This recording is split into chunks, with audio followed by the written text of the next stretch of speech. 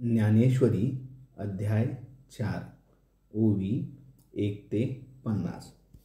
आज श्रवणेंद्रियांना सुकाळ झाला, कारण गीतेसारखा ठेवा त्याला पाहावयास मिळाला. जसे काही स्वप्नच खरे व्हावे तसे आता हे झाले आहे. अगोदरच ही विवेकाची कथा, त्यात जिथे प्रतिपादन जगात अत्यंत प्रतापशाली असे श्रीकृष्ण करीत असून भक्तामध्ये श्रेष्ठ असणारा अर्जुन ते ऐकत आहे. ज्याप्रमाणे पंचम स्वर व सुहास किंवा सुवास व उत्तम रुची यांच्या गोड मिलापाचा योग यावा, त्याप्रमाणे या कथेचा योग मोठ्या बहारीचा जमला आहे. काय दैवाचा जोर पहा, ही अमृताची गंगाच लाभली म्हणावायची, किंवा श्रोत्यांची जपतपादी अनुष्ठाने फळास आली आहेत. आता एकूण एक इंद्रियांनी श्रवणेंद्रियाचा आश्रय करावा आणि मग गीता नावाच्या या संवादाचे सुख भोगावे. हा अप्रासंगिक पालाळ पुरेकर व कृष्ण आणि अर्जुन हे दोघे जे काही बोलत आहेत ते हकीकत सांग. ज्ञानेश्वर महाराज म्हणतात, ज्यावेळी संजय धृतराष्ट्राला म्हणाला, खरोखर भाग्यानेच अर्जुनाचा आश्रय केला, कारण प्रत्यक्ष भगवान श्रीकृष्ण त्याच्याशी मोठ्या प्रेमाने बोलत आहेत.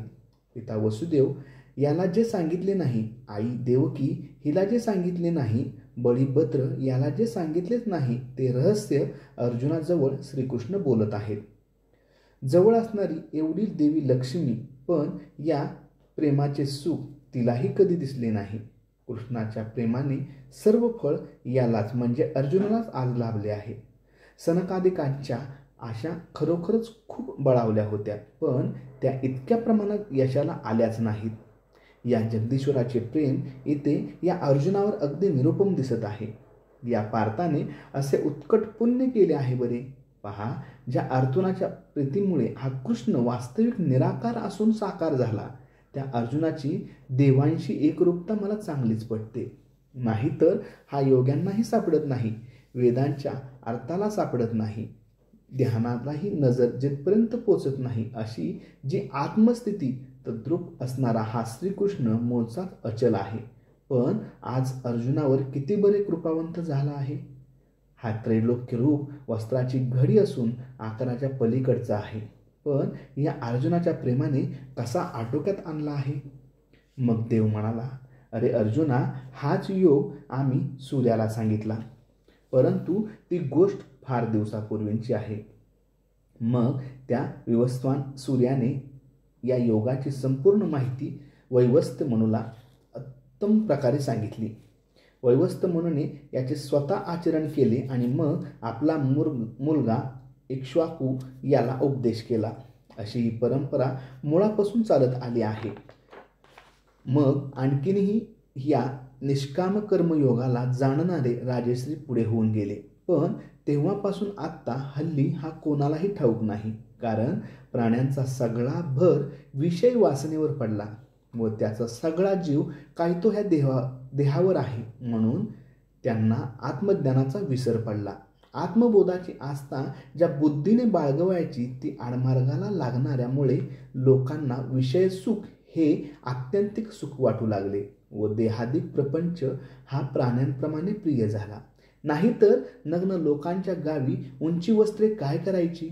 जन्मांदाला सूर्य काय होय सांग बरे, किंवा बहिऱ्याच्या सभेत गाण्याचा कोण किंमत देणार, किंवा कोल्याच्या मनात चालण्याबद्दल प्रेम कधी उत्पन्न होईल काय. चंद्राचा उदय होण्याच्या अगोदर ज्याचे असलेले डोळे फुटतात म्हणजे निरुपयोगी होतात, ते कावळे चंद्राला कसे बरे ओळखणार. त्याप्रमाणे वैराग्यरूपी नगराच्या शिवेचेही ज्यांनी कधी दर्शन घेतले नाही, विवेक कशाला मानतात हे ज्यांना माहीतच नाही, त्या मूर्खांना माझी ईश्वराची कशी बरे प्राप्ती होणार. हा मोह इतका वाढला कोण जाणे, त्यामुळे बहुतेक काळ व्यर्थ गेला आणि म्हणून या लोकांना निष्काम कर्मयोग बुडाला.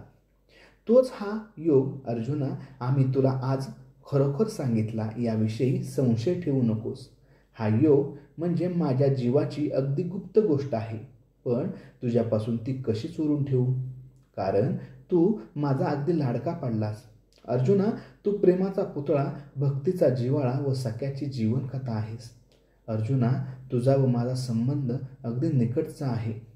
यावेळी तुझी फसवणूक कशी करावी जरी आम्ही युद्धाला सज्ज झालो आहोत तरी क्षणभर ते बाजूला ठेवून या गडबडीचाही विचार मनात न आणता पहिल्याने तुझे अज्ञान घालवून टाकले पाहिजे.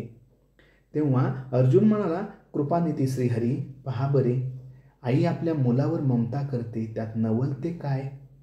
संसार तापाने थकलेला तू सावली आहेस, अनाथ जीवांची आई आहेस. आम्हाला तर केवळ तुझ्या कृपेनेच जन्माला घातली आहेस. देवा, आईने एखाद्या पांगळ्या मुलाला जन्म दिला तर जन्मापासून त्याचा त्रास तिला काढावाच लागतो. त्या तुझ्या गोष्टी तुझ्याबरोबर काय बोलाव्या?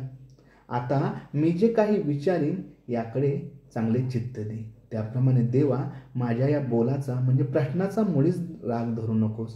अनंता, पूर्वीची गोष्ट म्हणून तू जी मला सांगितलीस ती क्षणभर माझ्या मनाला पटतच नाही. पहा, तो विवस्त म्हणजे कोण हे वाडवडिलांना सुद्धा ठाऊक नाही, तर ते ना उपदेश केलास हे कसे शक्य आहे? तो तर फार पूर्वीच्या काळचा असे ऐकतो आणि तू श्रीकृष्ण तर आजच्या काळाचा. म्हणून देवा, हे तुझे बोलणे विसंगत आहे. तसेच देवा, तुझे चरित्र मला कसे काय समजणार?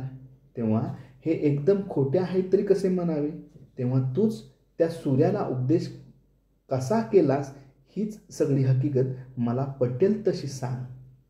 त्यावर श्रीकृष्ण म्हणतात, अर्जुना, जेव्हा तू विवस्वान होता तेव्हा आम्ही नव्हतो अशी जरी तुझ्या चित्ताची भ्रांती झाली आहे तरी अरे तुला हे माहीतच नाही की तुमचे आणि आमचे आजपर्यंत कितीतरी जन्म होऊन गेलेले आहेत, पण तुला आपल्या जन्माची आठवण नाही. ज्या ज्या वेळी जे जे रूप घेऊन मी अवतरलो ते सगळे अर्जुना मला आठवते. म्हणूनच मागचे सगळे मला आठवते. मी जन्मरहित आहे, पण मायेच्या योगाने जन्म घेतो.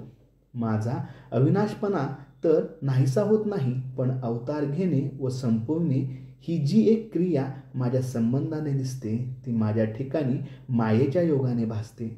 माझी स्वतंत्रता तर बिघडत नाही, परंतु मी कर्माधीन आहे असे जे दिसते ते भ्रांत अज्ञान बुद्धी असली तरच दिसते, एरवी नाही. किंवा एकाच वस्तूची दोन रूपे दिसतात, पण केवळ आरशाच्या योगाने दिसतात. एरवी त्या मूळ वस्तूचा विचार केला तर तिला दुसरे रूप आहे काय?